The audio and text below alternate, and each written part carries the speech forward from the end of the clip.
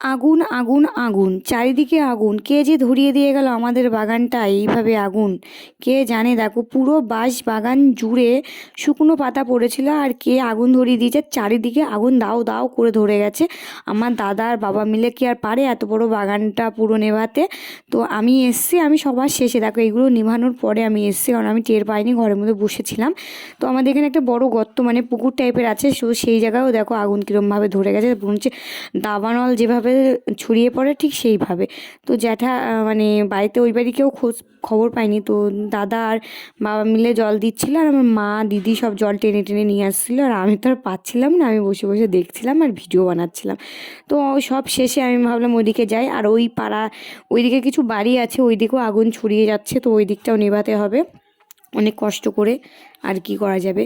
তো এখন দেখো রাত হয়ে গেছে, নেভানোর পরেও আবার ধরেছিল। তো হট করে দেখো টিকটিকিগুলো নিচ দিয়ে ঘুরে বেড়াচ্ছে, কারণ বিড়ালগুলো তো আর নেই তার জন্য। আর আমার দেখো পায়ে লেগেছে মোচড়, খুব ব্যথা যন্ত্রণা করছে। তো আমি আবার ভলিনি স্প্রেটা দিচ্ছি। মানে কি বলবো, কপালটা খুবই খারাপ।